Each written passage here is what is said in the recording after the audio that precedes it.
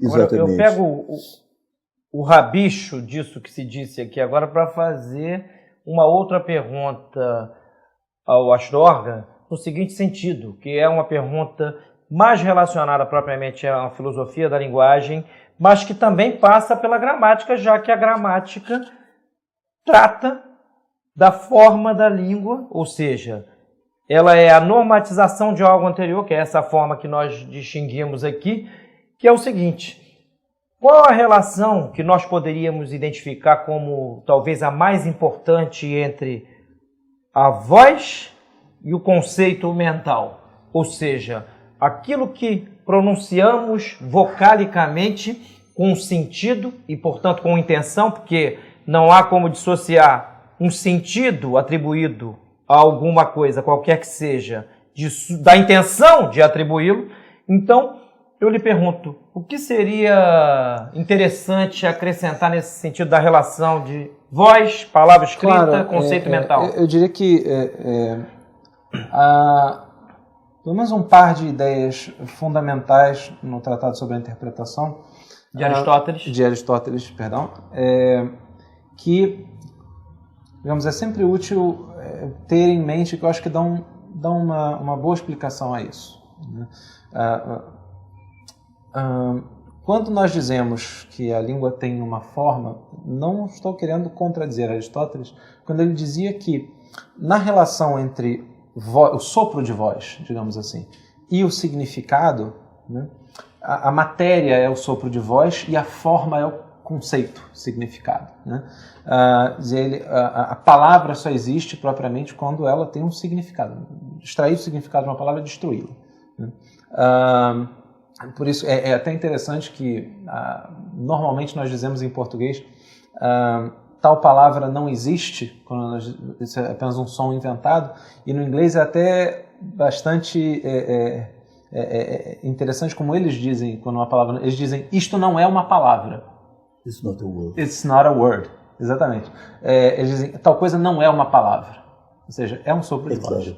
É porque nós todos estamos habituados a considerar corretamente, aliás, como elemento essencial para que haja uma palavra, um significado. O significante sozinho não é nada. É claro. Então, nesse sentido, nós podemos dizer que matéria é o sopro de voz, né? E que a forma da palavra é o próprio conceito, o significado, aquilo que deve, digamos, ser comunicado à alma que escuta, né? A pessoa que escuta, e que deve se transformar numa afeição naquela alma. Mas note que é importante não confundir uma coisa com a outra. Uma palavra tem como matéria, digamos, o seu sopro vocálico,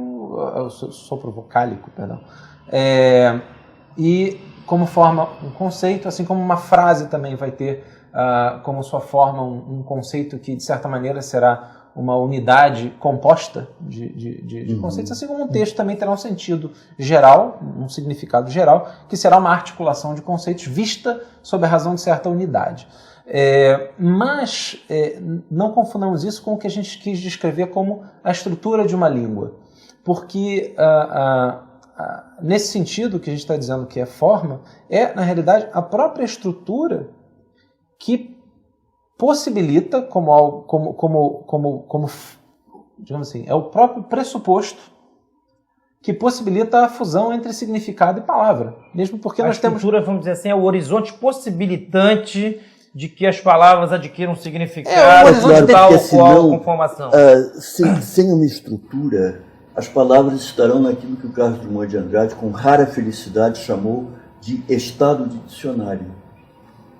Uma palavra em estado de dicionário é um punhado de significados, mas não é uma palavra. Uhum. É um punhado de virtualidades. Uhum. O que transforma aquilo em palavra é o significado específico que você dá àquele som. Naquele contexto. Naquele contexto.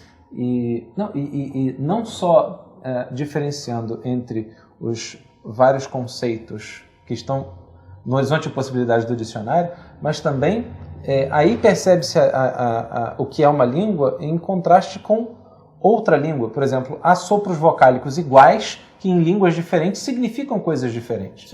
Então, pressupõe-se uma codificação para que possa haver... Então, nós estamos falando de duas coisas. Então, e essa observação que você acaba de fazer é essencial. Que o som, por si mesmo, é um suporte de um ou N significados em um ou N contextos diferentes. Exato. Ou seja, há uma estrutura que pressupõe a relação entre esta matéria e aquele conceito. Sem dúvida alguma. De modo que a língua seja de tal modo que até caracteriza esta língua distinguindo-se de outra. Tal palavra a, em nosso caso, seja apenas uma preposição, ou em inglês seja um artigo indefinido. Sim, ou então a palavra chá, que em português é uma bebida, e em francês é um gato.